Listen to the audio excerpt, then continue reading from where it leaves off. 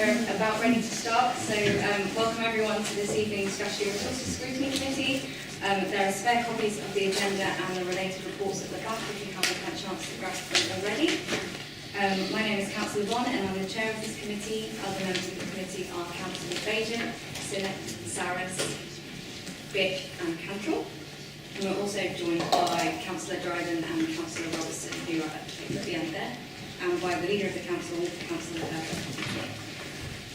On each agenda item, and after hearing the deliberation of the scrutiny committee, it is the responsibility of the executive councillor to make the formal decision. Can I remind you? Oh, okay, sorry, I'll leave it. I was just about to get to the bit where I said put your hand up if you can't hear, so already done that. I'll remind everyone of the importance of using the microphone.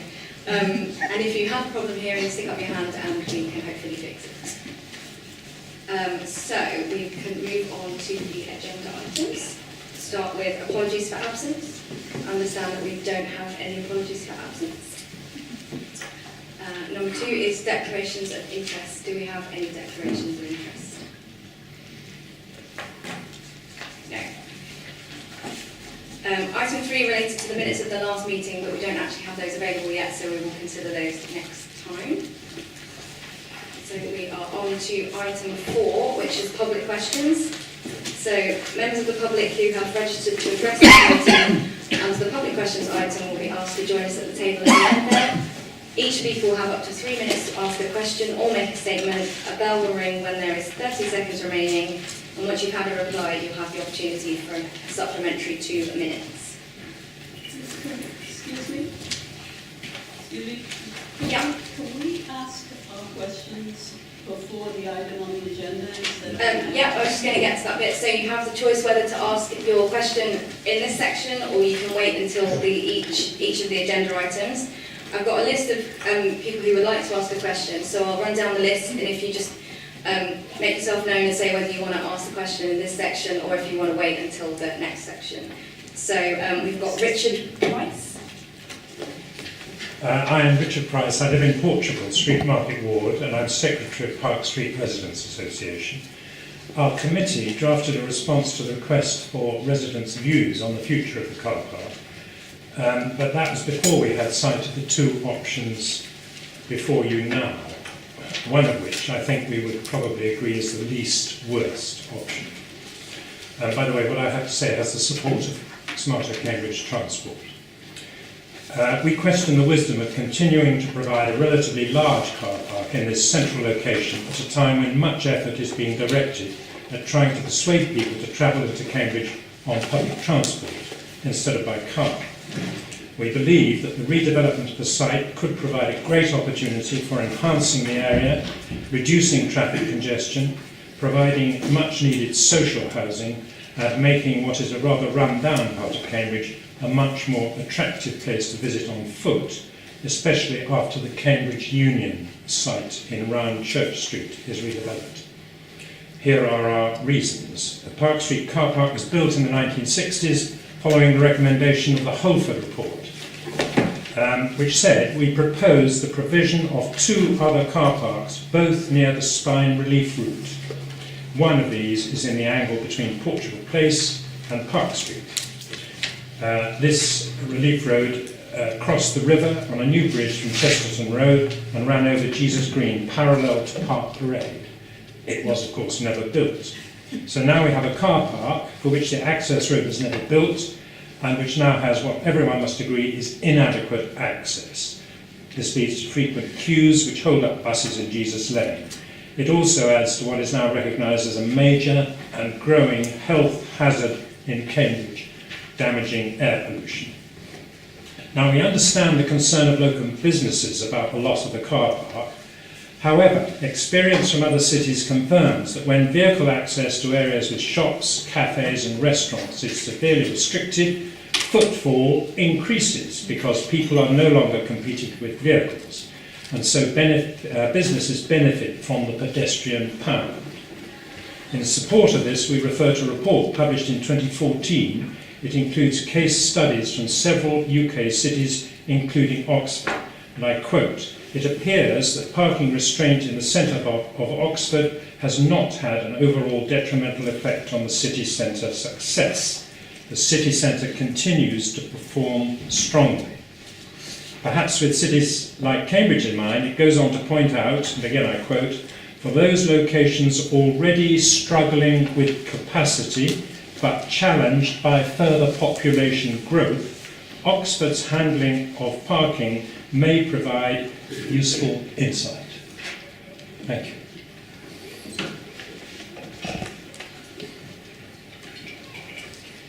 Thank you. I'm Fiona Bryant, I'm the Strategic Director for the Council, and I do apologise for my voice tonight. Thank you for your contribution and the comments that you sent in, and I think it's important to note that the input from other places being taken into account. I think it would be fair to say that aside from the viability question on the original proposals that have been investigated by the Cambridge Investment Partnership, we've also taken into account considerations for future potential parking policy, and that's something which the City Council is working very closely with County on, is the longer term policy and strategy for parking alongside the Greater Cambridge Partnership as well. And clearly a number of issues need to be addressed around that before any major changes to provision of car parking on site. One of the reasons we proposed therefore the 5-year rolling programme is to allow this strategy to come forward and for all considerations to be taken into account alongside that. And we'd just like to point out that for future provision, your points that you've indicated in your submission between A and G are consideration for the future potential when any future discussions on car parking will take place.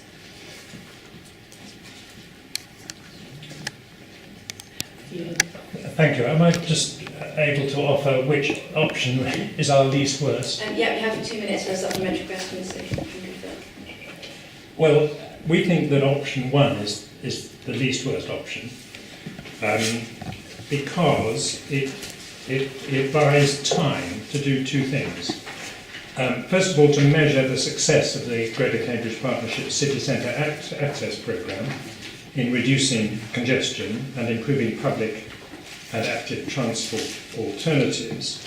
And secondly, we think it would buy time to commission a survey on Bridge Street, Sydney Street, Trinity Street, in the area, in other words, to ask shoppers and restaurant cafe customers how they got to the area. And I think experience shows that when this sort of survey is done, businesses tend to overestimate the number of people who arrive at their premises by car. Well, as the Executive Councillor, Mr Price, thank you for coming in and sharing your views, and obviously we're happy to continue that dialogue as we've had with local businesses as well.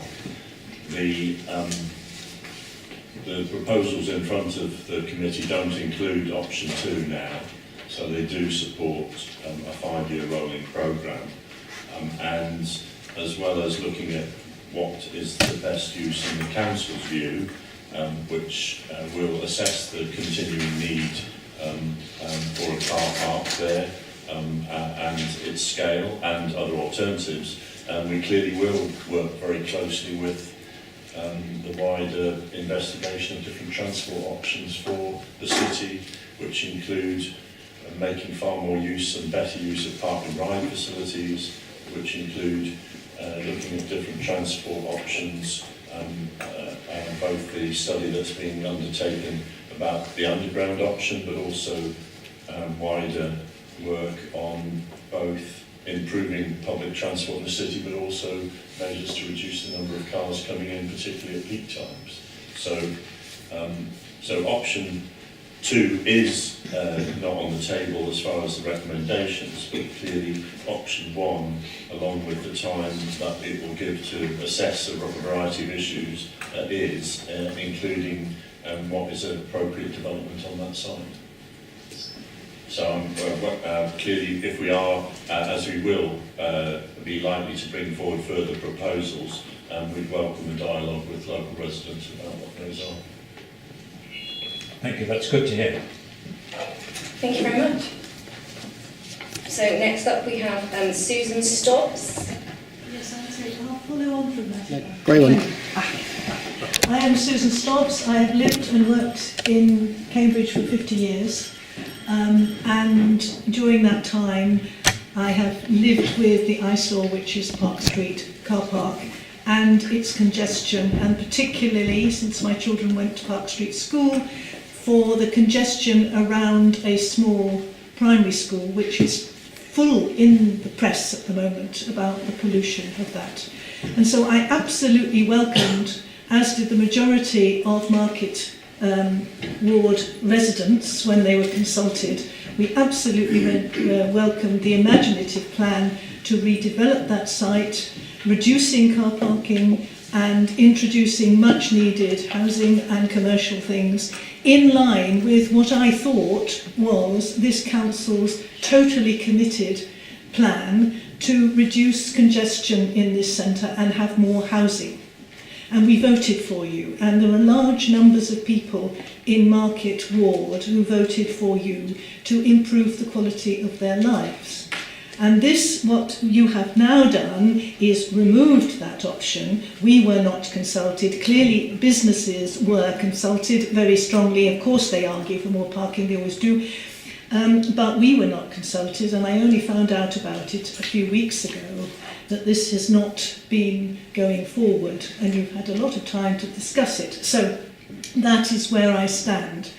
I think I have the questions I want to ask for the council is, how do you intend to fulfil your absolutely agreed agenda to reduce congestion and cars in the city centre without reducing parking? And if you can't solve that problem yourselves, then it is invidious to produce lots of plans, because you're just going to keep the parking going. We are surrounded by congestion in this town. I have worked for many years in Pembroke, College, which coming up to Christmas is a permanent traffic island surrounded on 3 sides by queuing traffic for Christmas shopping. And Park Street is similarly spewing out things for our children. Another 5 years we may have to live with, but it is something that you need to accept is a serious problem. I want to ask the council how you intend to do that without reducing parking. I also want to ask the council why the environmental report said there were no environmental factors in this decision, when it is clearly 5 more years of pollution of a central primary school. I also wanted to ask whether they looked at alternative funding to instead of having the parking funding, which now goes very firmly in that as a reason for not going ahead with it. Could I yes. wrap up, and then you'll have another 2 minutes for us? Yes, thank you, yes. Okay, thank you. So, thank you for your question, Susan. Implicit in the proposals, including the earlier report, is the assumption that any car park there would be smaller. The decision that we're taking today, effectively, it does keep the discussion open in terms of the objectives for that site. It doesn't change from our belief that there is a need for a car park in that location, and we're not aware of any other location that would serve the traffic that comes in from that area that cannot be relocated to the park and ride for various reasons. We're not aware of an alternate location. The report does alter the focus of what that redevelopment on that site would be. In terms of the broader issues of reducing congestion, we clearly do need to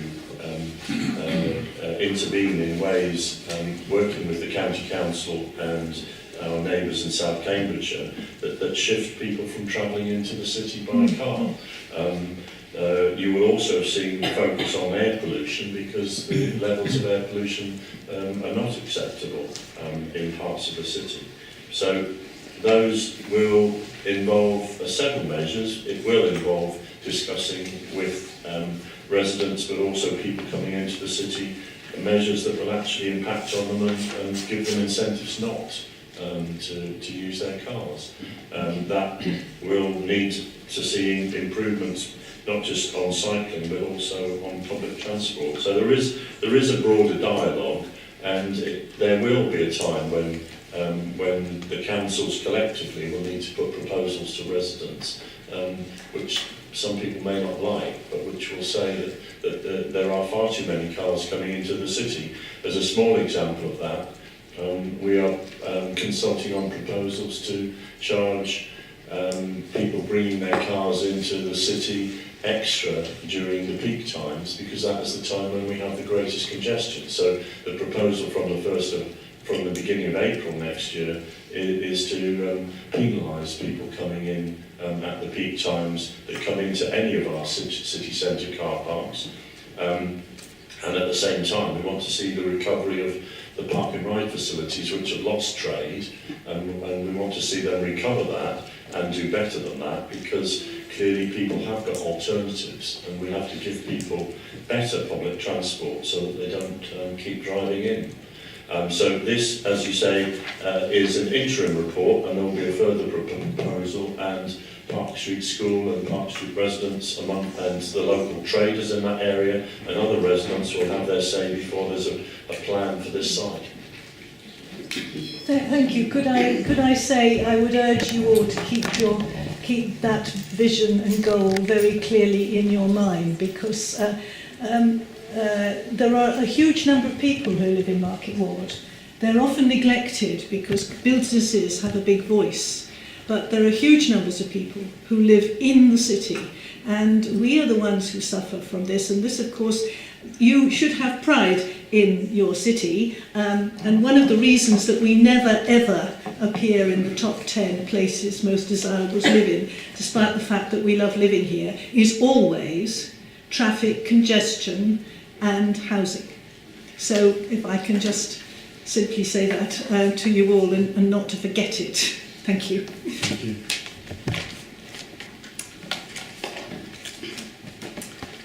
I'd like to start by saying I do realise the planning application for the Mill Road depot site has yet to be submitted, so I'm only focusing on 2 points rather than a whole list.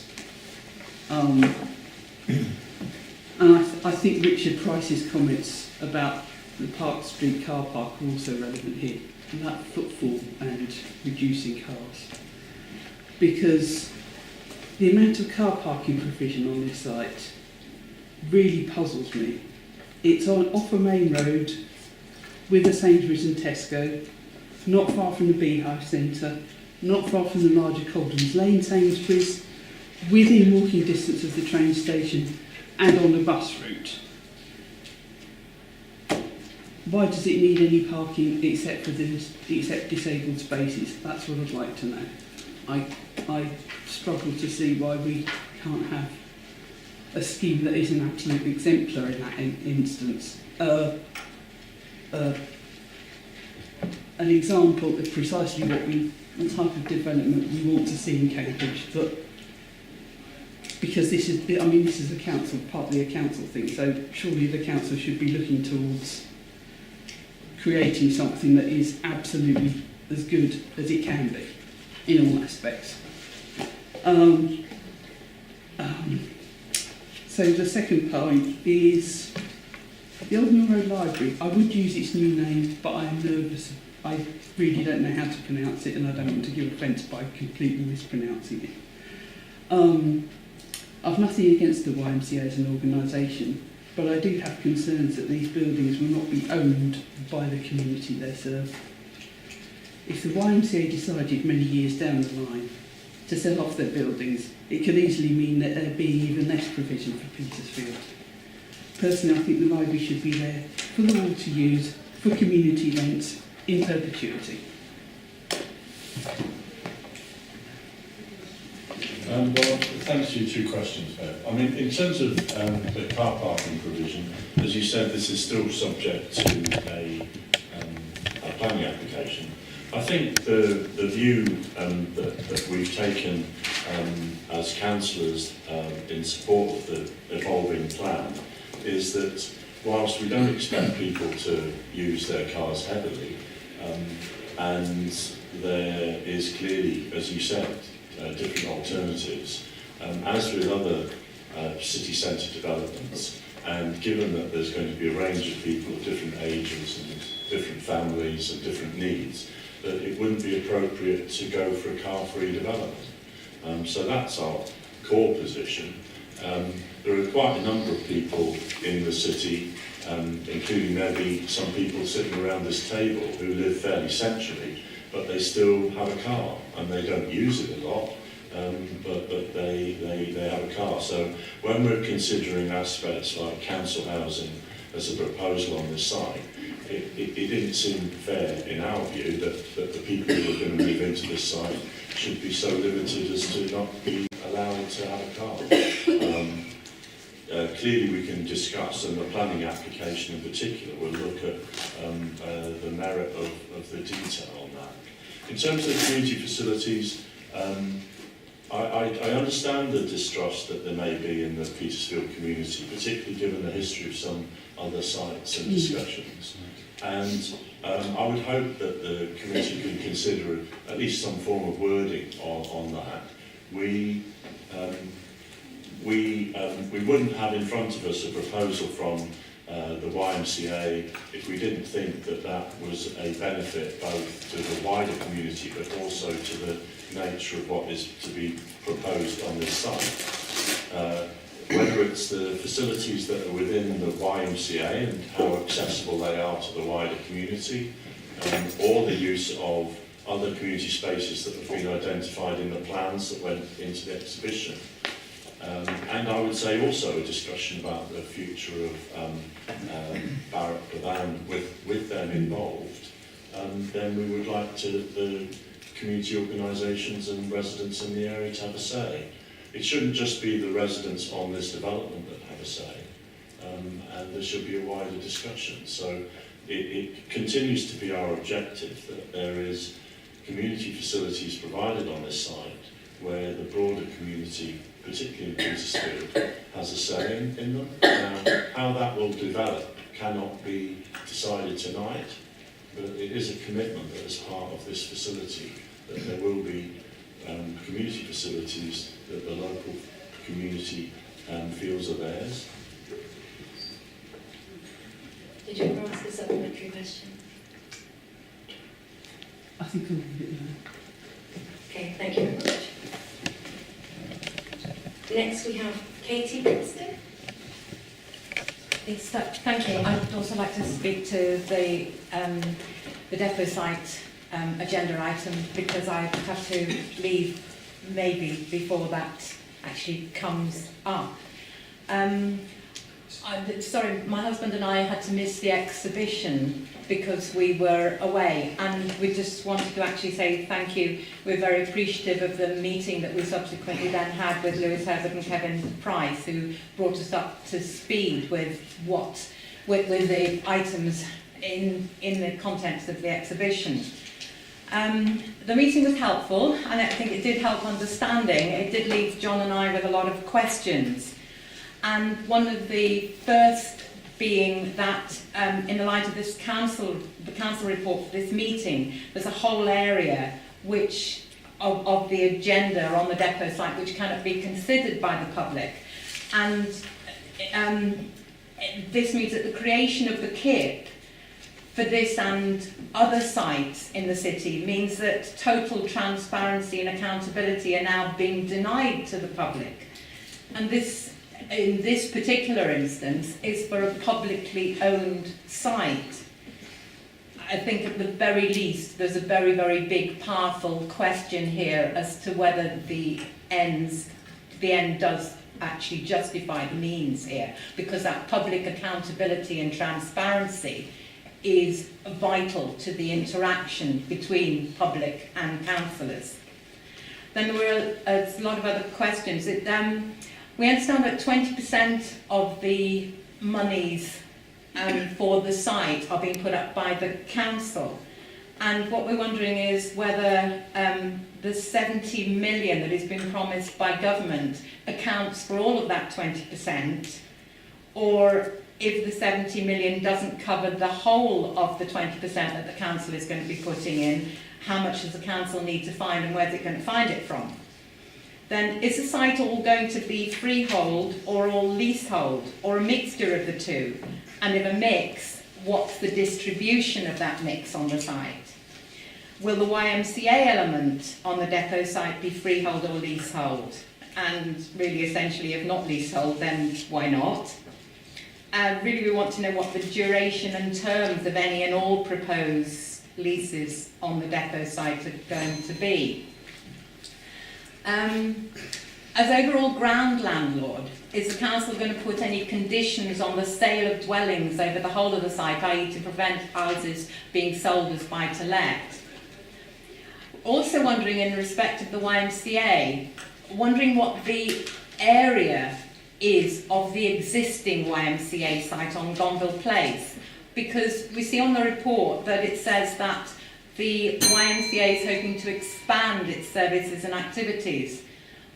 But there doesn't look like a space for 100 dwellings on the area that the YMCA inhabits on the depot site. So what's the density and what will be the building height needed to provide 100 dwellings that the council say can be accommodated on the vacant Gonville Place site?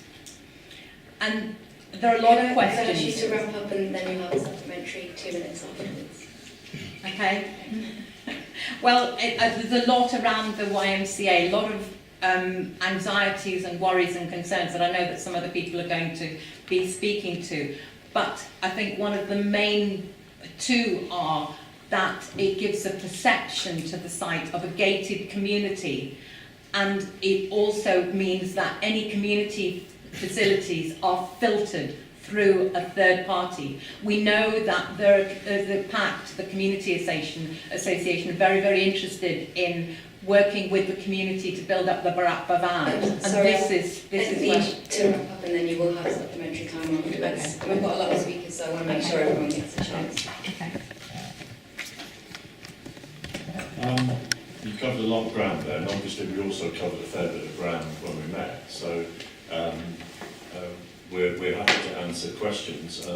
I don't agree that there's a lack of accountability and transparency. We have a detailed set of proposals, and they are subject both to decision tonight.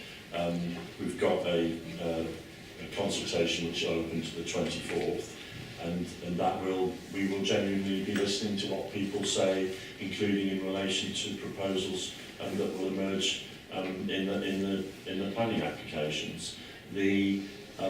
So we are accountable. The council's accountable to the community. This is a site that the community values. It is also a site that in the supplementary planning document we said would be primarily for housing and for how that developed. As we discussed, the addition of the YMCA was a proposal which we weren't aware of earlier on, and therefore that was a pretty central part of the exhibition and communication that we've had. We believe that it adds to the site. I don't agree that it creates a gated community. The aim of this design is that it's permeable and that people feel that they've got access through and to the elements that are in there. The community, so in terms of some of the other points, as we discussed when we met, the opportunity for the council across the city is to build 500 council homes. That 70 million equates to £140,000 per home, and by itself that isn't sufficient to build the council homes, including of the quality that we want. So in terms of the funding, I cannot answer all of the full detail on it, but clearly we have to make sure that the elements of this are financially sound, and that both delivers a sustainable development, code level 4 and various other elements, that it delivers community facilities, the external quality of space that we've got, that we want, that was the aspirations from the supplementary planning document. So the finances of the council housing meant that 100% council housing wasn't practical. It also meant that we needed to look at how the development worked. It meant that we are looking at this as a financial proposition. We are also going to look at the potential for any revenues from the council to be reused to deliver additional affordable housing as within this development, and perhaps another 10% in addition to the commitment in this proposal for 50% council housing. So it isn't a simple proposal, but it has to be one that's financially sustainable. The addition of the YMCA does open up the opportunity of potential development at Gondel Place, which also has significant community benefits, including because only a certain number of council homes can be put on their site. You mentioned 100 homes, but it's 100 bedrooms for the, or slightly over that for the YMCA. And obviously that's going to be subject to a detailed proposal in terms of how that's arranged. We haven't concluded on each aspect of issues of freehold and leasehold, but we'll be very open about how that those decisions are reached. I've sought to answer the questions as I can, but I'm very happy to answer questions in writing too.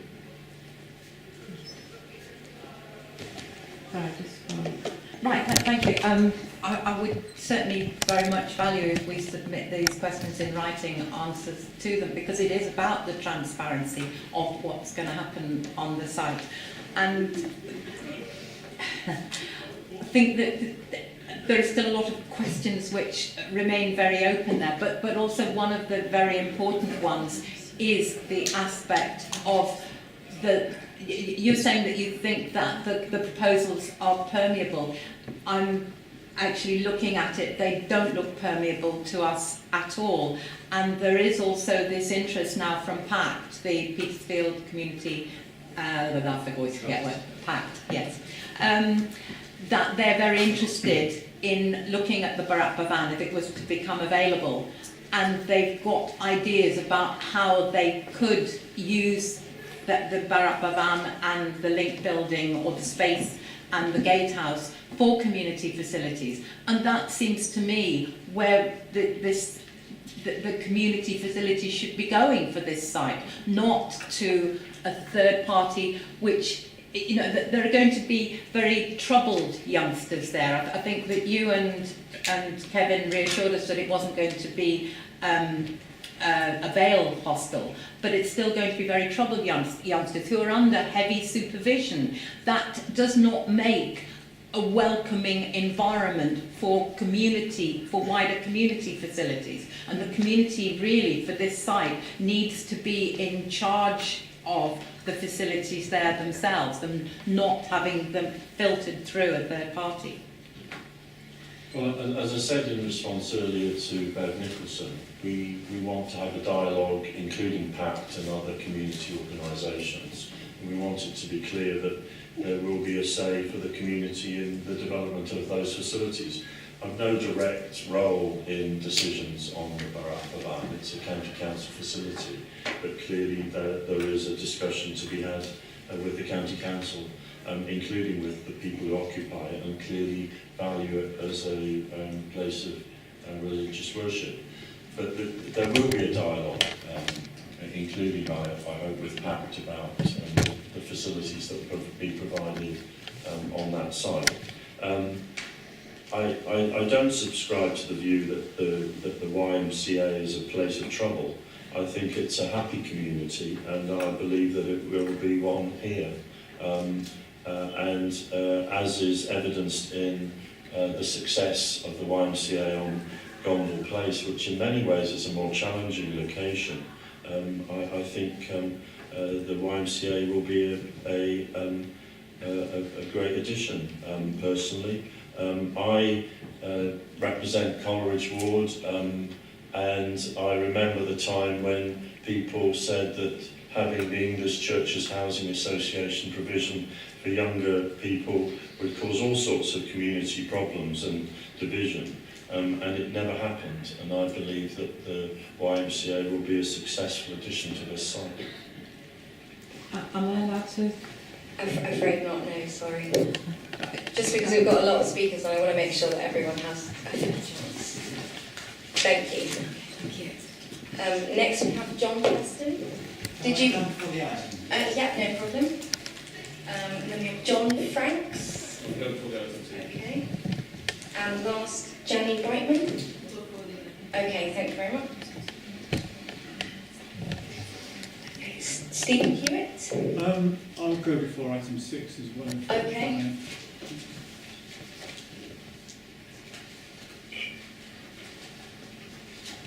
Okay, thank you everyone for your questions. So we'll now move on to item 5, which is the strategic site development of Park Street car park.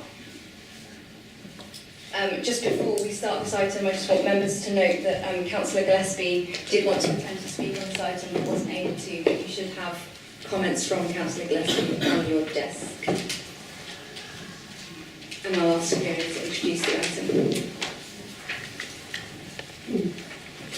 Thank you very much. Sorry about this.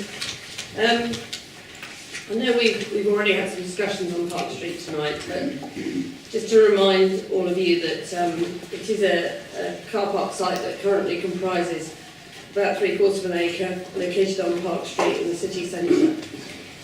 It was approved in 2016 for strategic development, and since then there have been a number of feasibility studies and other studies and investigations into development around some strategic options. And those strategic options were primarily around providing a minimum level of car parking with trying to maximise the development of affordable housing above that and some commercial options. So effectively, discussions have been had by the Cambridge Investment Partnership with planners in pre-application discussions and with architects.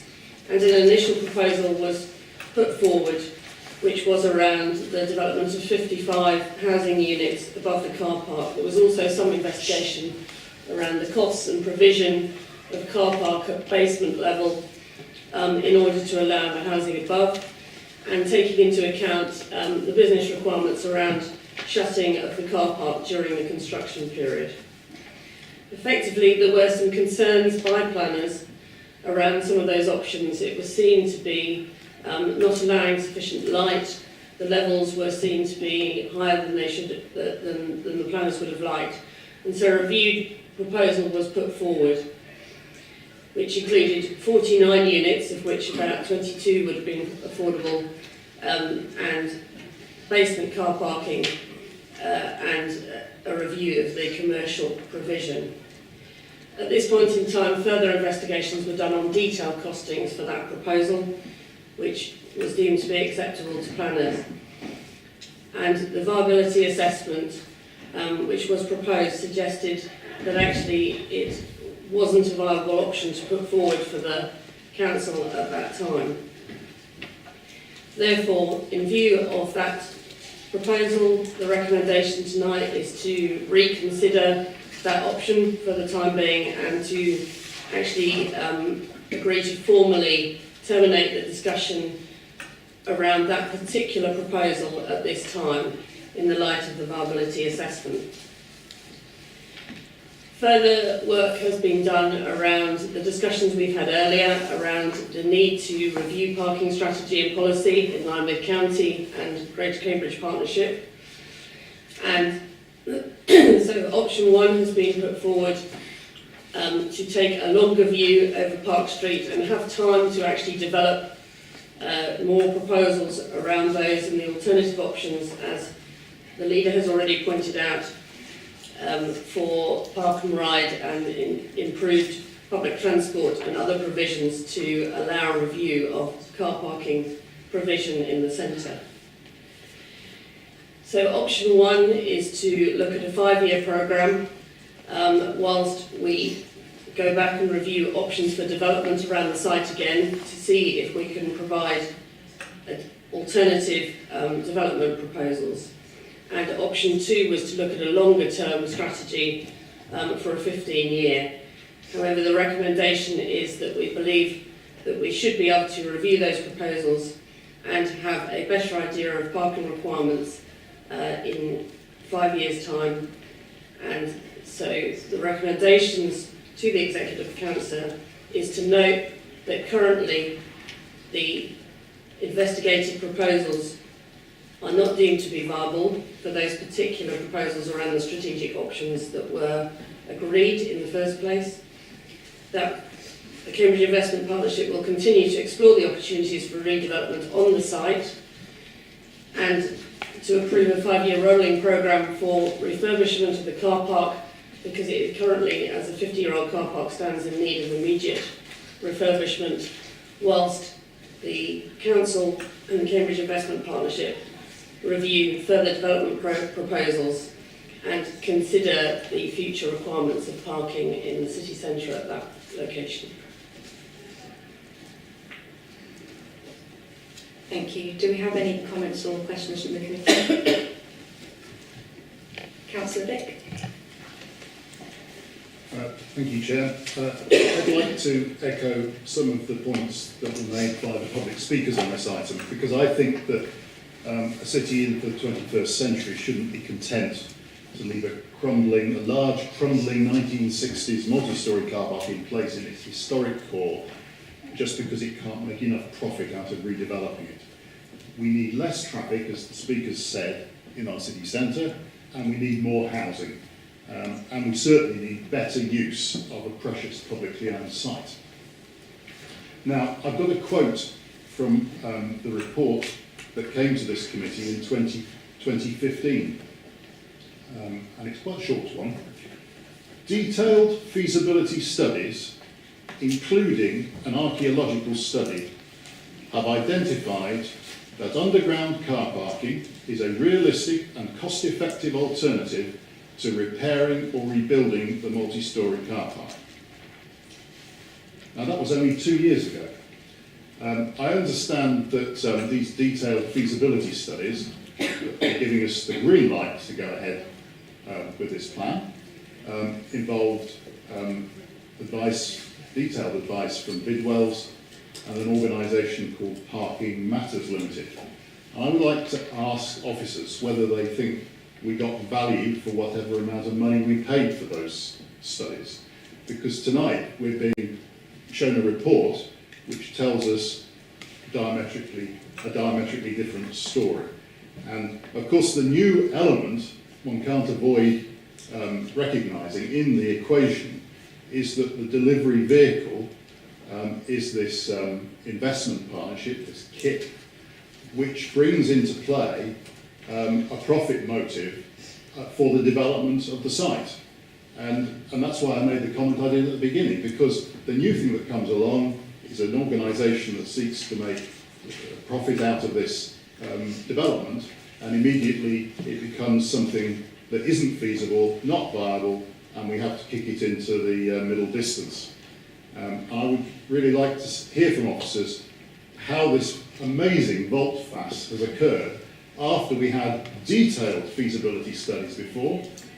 We presumably paid for them, and now we get completely diametrically different advice and are being told that we have to think about it behind other priorities that are in front of the council.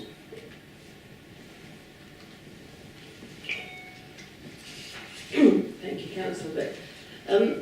I don't have those previously detailed feasibility studies in front of me now, but I do know that effectively some of the costings that were gone into at the time were identified as on initial studies only, and they didn't take into account actually the expert advice from engineers, Brahini and others, car park building companies, that specifically around the need for the provision of basement car parking of 4.5 layers with all of the relevant health and safety agreements and as detailed architectural studies as have currently been done, but also were done later on.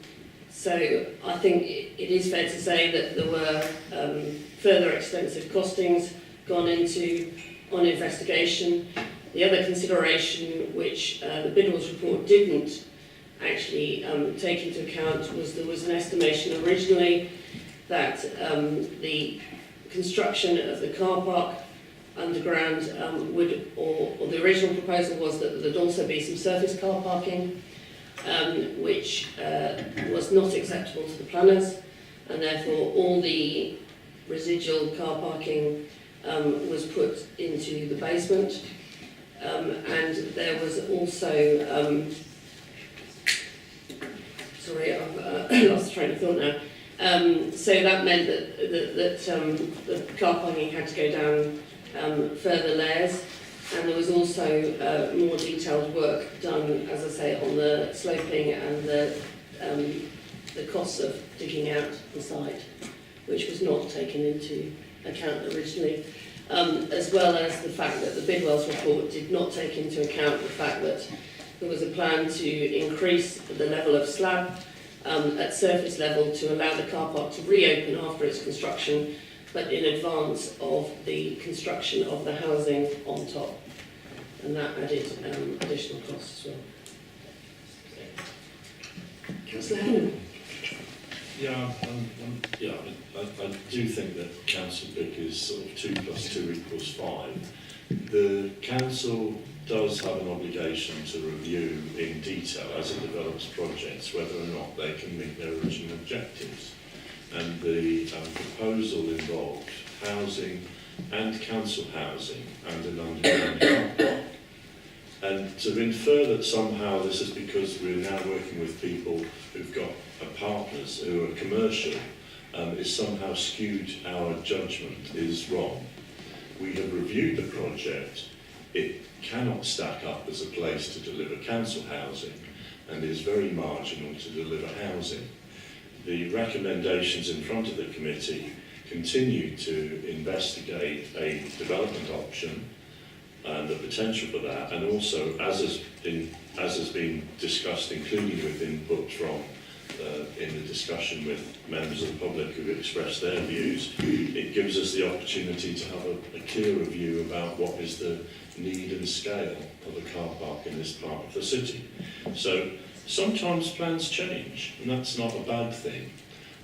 And the rolling programme does effectively continue the provision of a car park, which is in need until we come up with some better transport and congestion policies. So times change. It's not to do with our partners, it's to do with us acting in judging what is best for the city. Councillor Vic.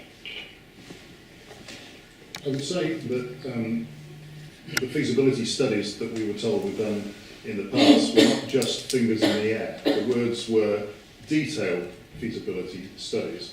And I would be still interested in answer to the question how much we paid for those studies and whether we thought we got value for money from them. But picking up Councillor Herbert's last point about times change, and of course times do change. The transport objectives for the city were previously to reduce traffic in the city by 10 to 15% on the levels they were in 2011. We've just heard this year that traffic has got 10% worse than it was in 2011. So by my calculation, we're looking at something up to 25% reduction in traffic in the city is our transport objective. It seems to me inconceivable that if our transport strategy is successful, we're going to need the same number of car parking spaces in the city centre that are used today.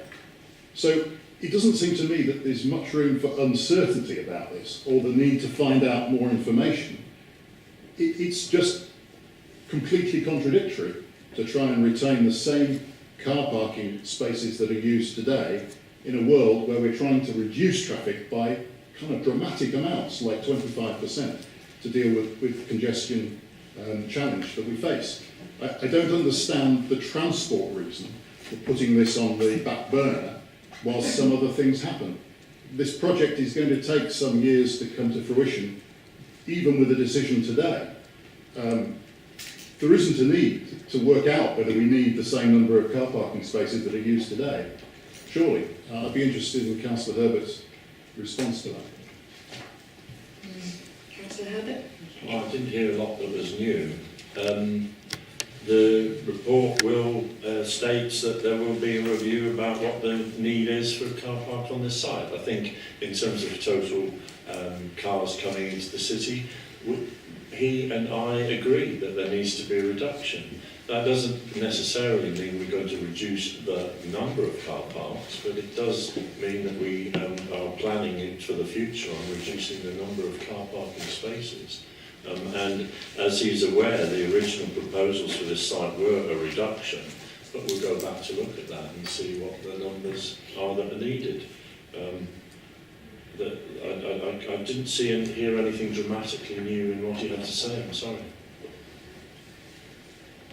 Councillor Beck? I'd just like to remind Councillor Herber, if you didn't hear it, that the counts done this summer indicate that traffic in the city got 10% worse than it was in 2011, not 10 to 15% better. And that actually means our challenge is steeper than we had before in terms of the information on transport strategy. Chair, I'd like to move an amendment to the recommendations, if I may. Yeah, have you got the wording of the amendment? Or have you...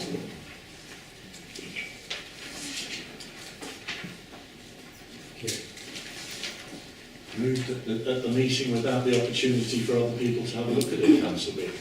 No.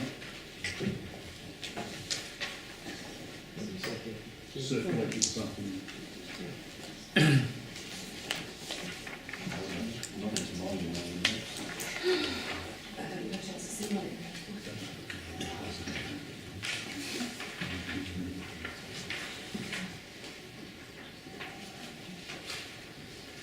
We'll just give everyone a minute to read the proposed amendment and then just indicate when you're ready.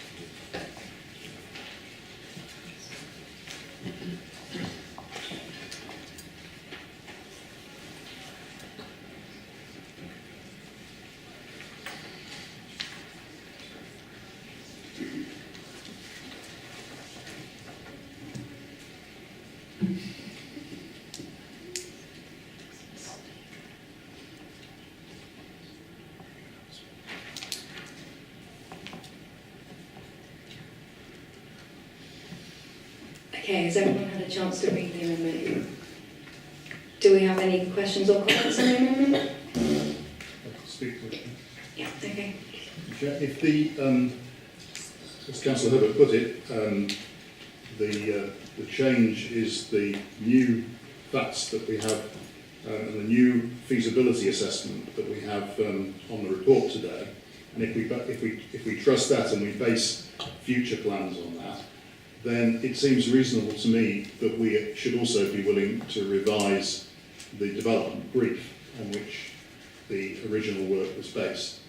I'm I'm saying that in trust that what we now are looking at is fair and reasonable and the best knowledge available.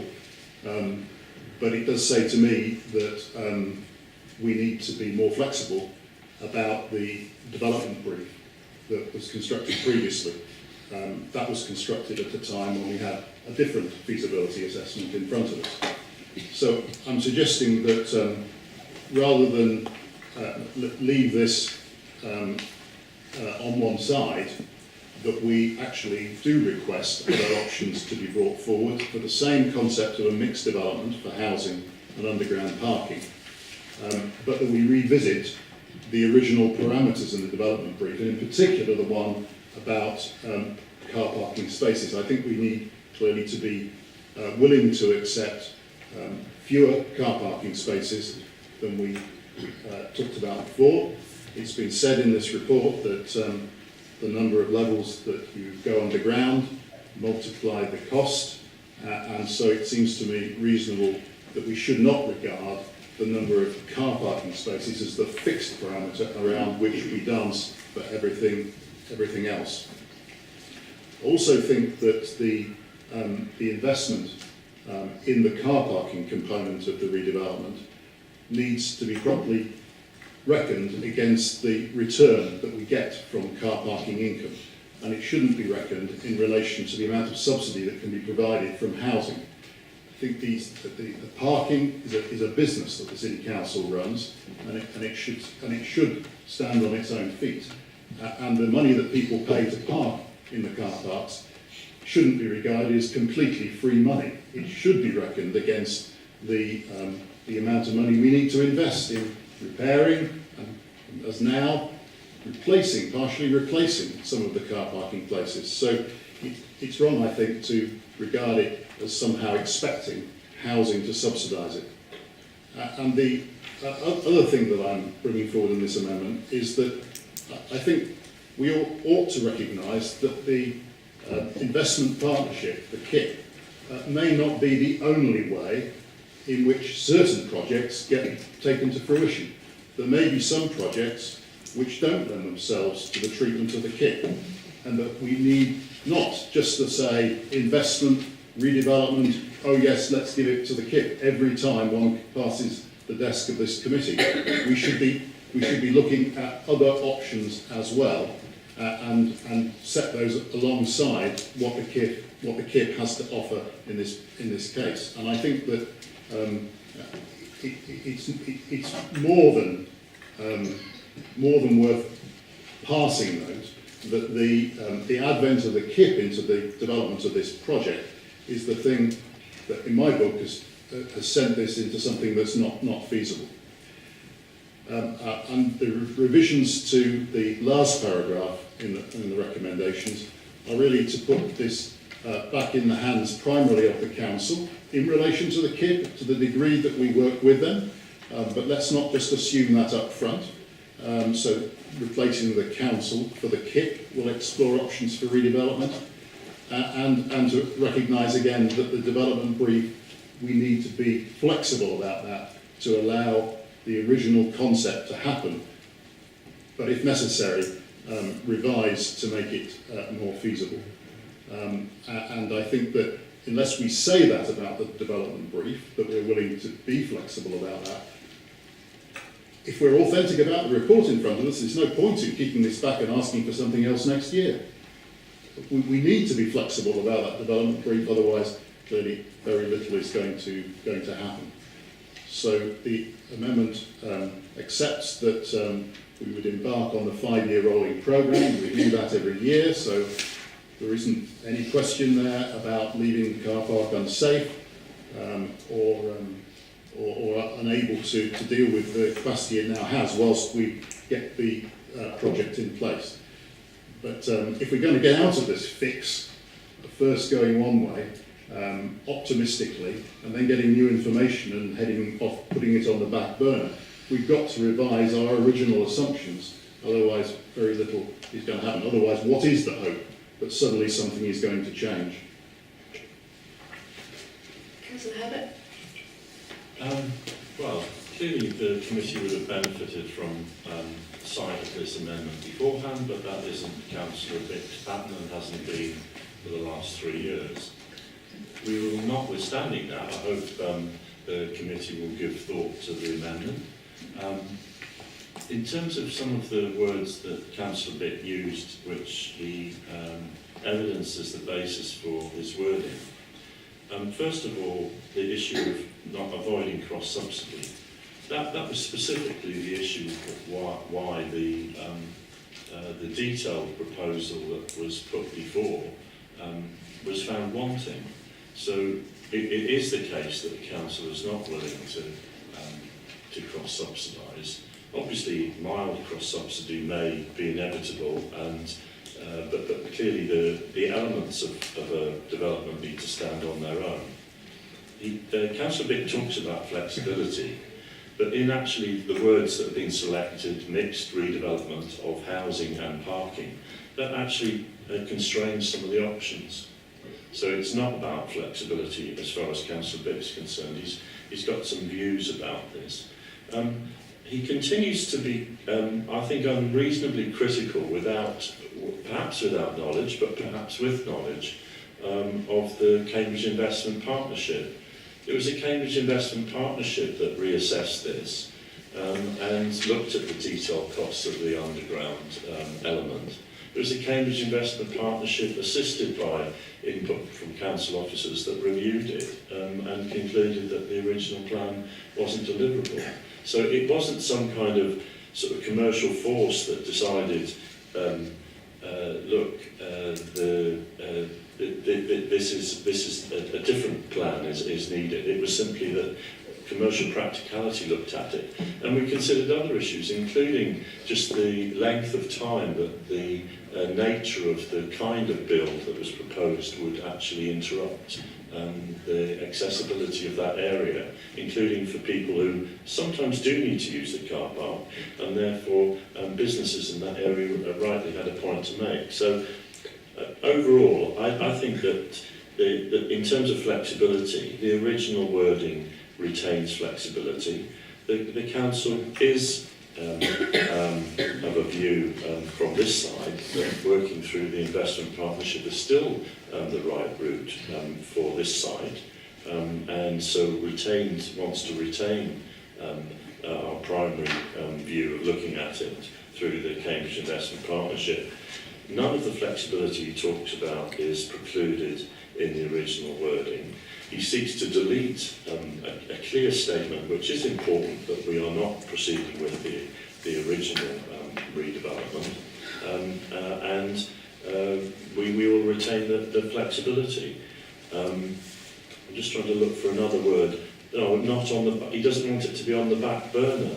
It's not on the back burner, Councillor Bick. We're going to be actively looking at what the options are for this site and seeking a conclusion which will give certainty as well as mesh with the need to reconsider the number of car parking spaces and how that links with car parking and transport. And yes, there are significant factors in terms of the number of cars that come into the city, but this is just one element in a much bigger strategy, as he's aware. So certainly my view, and I leave it to my colleagues on the committee, is that the original recommendations retain all the flexibility that Councillor Bick states that he seeks. Thank you. Councillor Cantrell. Chair, thank you. I think one of the things that really worries me about the Park Street car park proposal, and it is linked to the Mill Road Depot proposal, is that how the Park Street is an illustration potentially of how the KIP is operating. And we all have to be very straight with each other. We are in bed with a hard-nosed commercial developer. And you may argue that, well, you know, they want to work with us in a partnership. Well, let me tell you something. I saw it the other day and I verified it with the Electoral Commission. That hard-nosed commercial developer made a political donation to a political party over the course of the last 6 months. Fortunately, Excuse me, Councillor Bick, I think you're incorrect. It wasn't that partnership that made the contribution. Well, I think you should be very careful. well, I'm with just your looking. wording. I'm just looking at the partner, the holding company, and the registered address of the holding company on the Electoral Commission's website. And they made a political donation. Now, it wasn't to this. What organisation made the donation, Councillor Cattrall? It was an organisation which is the partner to the KIP. To the KIP. Your partner in the KIP, part of that group, with the registered address, it has the registered address, made a donation to a political party. If you let me finish saying what I'm about to say. It was not Hill Partnership, who the organisation that we are direct partners in the KIP with. Part of the group, if you go to Company's House and look at the group, which I have done, it's part of the group. So, the reason why I make that comment is that this is a partner which is a hard-nosed commercial developer, which, from an integrity perspective, if you're dealing with the local authorities as developers, you wouldn't make a political donation to any party, right? So my point is that Your party wouldn't be funded if you did sorry, I haven't made a specific point about funding of political parties. I haven't referenced the political party, Chair. All I've tried to do is make an illustration point in terms of the approach of the KIP. So, and what I'm trying to do is to illustrate how the KIP could potentially be approaching these opportunities. Our partner is a hard-nosed commercial developer, right? That's a fact. Now, we accept that because the ruling group say that we need that skill in terms of developing some of these sites. But if you're a hard-nosed commercial developer and you look at a site which is a difficult site, which is Park Street Car Park, it's not an easy site to develop, we all recognise that from the conversation we've just had, you think, well actually, why am I going to waste my time trying to put my effort into that? The opportunity cost for me is too material. So why don't I say, it's just all too difficult. It's all too difficult. And therefore, actually, it gets parked into the long grass, and I can go and look at larger sites where my economic profit is a far greater opportunity than actually something like the Park Street Car Park. And that is really what this comes down to. We need to really understand whether or not the KIP actually looked at this development through the lens of the way in which the council would do it, because it is a difficult site. And as I've said on numerous occasions, what the council brings is not just financial resources, but it brings social capital, and it's able to do things on a long-term basis. And one of the concerns I have with this particular scheme, and it is an illustration, I think, where we need to be very careful with the KIP, is that actually, do we have the governance structure in place? Do we have the governance structure in place to ensure that our interests are fully protected? And with all due respect, having two executive councillors on the board of the KIP, in my view, doesn't necessarily provide the correct levers to ensure that that governance structure is in place to protect the council. And actually, you could argue that if we had evolved this scheme under the full control of the council, that what we would have done most probably is there would have been an iteration. We would have worked out that the economics for the car park were not as attractive as originally envisaged, and there would have been an iteration where we would have come back with a revised scheme. And I have to say that actually linking the car park, as Councillor Bick said, is a business. It has an asset, it's operated as a business, it provides a return, and we're at the point where we have to replace that asset in some shape or form. There's a different component, which is the delivery of housing on that site, which is a separate component. And I have to say, I really struggle with the reference in the report, which says that basically the affordable housing would have been deemed to cost £1 million per unit. That assumes that we don't get a return on the car park at all. And as we all know, we do get a return. We get a quite attractive return on the car park. So I have to say that it worries me greatly the way in which this development has evolved, and particularly in the context with the next item that we're going to talk about, which is even more important, which is the Mill Road Depot.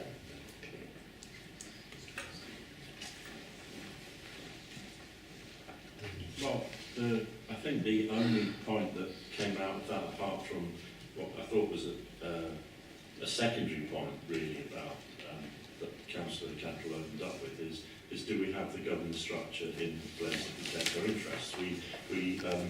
We went through a major debate on that at the last committee, and we have clear processes before we decide whether or not sites are within the KIP. We had a healthy debate about what are the issues that may lead us to effectively to deadlock or to walk away from the proposals. What we are, if we look at the wording in front of the committee, we are basically saying to the KIP, please review what the options are for this site and come forward with a proposal. That's what it is. And it's still for the councillors that represent the City Council to decide whether that's an option they want to support. They are accountable to this council. Councillor Sands. Thank you, Chair. I must say, I think actually hard-nosed business partners, precisely sort of partners, I think it's good to work with.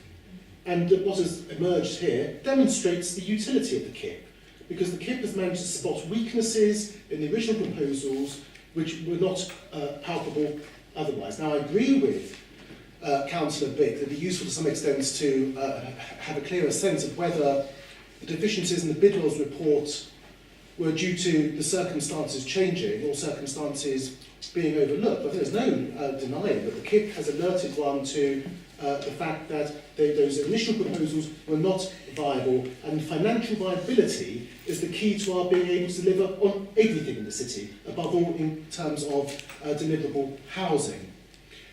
I also agree with Councillor Bick that it is unfortunate in a sense that, well, it's unfortunate full stop, that there is more traffic coming into the city now than there was in 2011. Of course, one reason for that is the economy has grown quite a lot since 2011, and central government, including the government which his party belonged to, failed to invest sufficiently in public transport to make sure that any increase in economic growth locally was divested or inflected in transport terms into more sustainable forms of transport. So that weakness is there, but I think that blocking as a straightforward policy of diminishing parking spaces in the city when the local commercial economy is entering a period of some uncertainty would also be unfortunate. And last, I'm slightly bemused by Councillor Cantrell's point. I think he was reaching to a point of suggesting that the council shouldn't be working with people who he seemed to think, though he may have been wrong, that they were somehow some sort of financial set-up that was through donations somehow in cahoots with the Conservative Party. Well, given the cahoots he and his party have been with Conservatives in the last few years, I think that's pretty rich.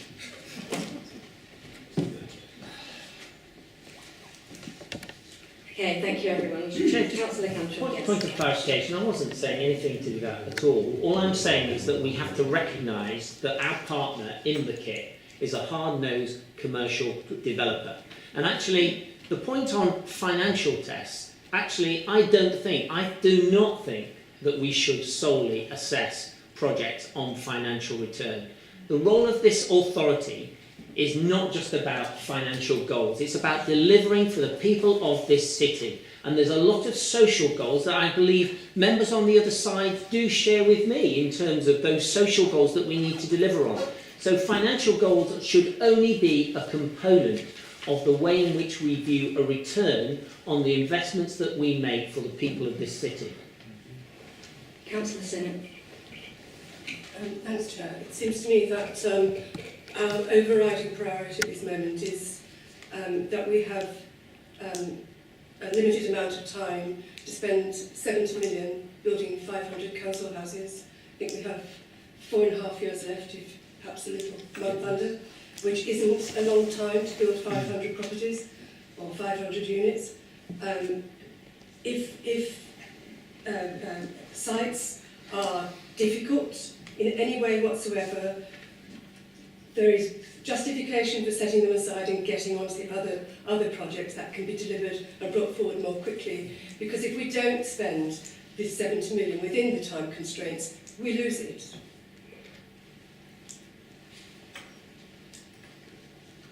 Okay, thank you everyone. I think we are ready to vote on the amendment. So can I see those in favour of Councillor Bick's amendment? That's 2, and those against? 4. So the amendment falls. Do we have any further discussion on the substantive motion and report? No, okay. Just before we vote... Oh, Yes, yeah, okay, Councillor Bick. I can't ignore all these comments about flexibility, and I need someone to point to me where in the text, as we have in front of us now on the recommendations on the paper, does any flexibility in regard to the development brief exist. The development brief is mentioned several times in here as something on which remains a fixture. Where is the flexibility?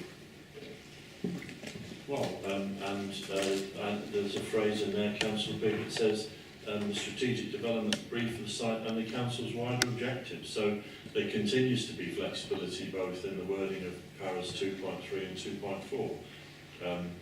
We have discussed the need for us to review what the car parking provision is on that site, and there's obviously an interaction with the work with the county council and the wider work on transport. So we would expect that flexibility to address the linkage, and that's the key word, of this proposal with much broader measures that are needed to address the congestion and the air pollution that we both regard as priorities. There is flexibility.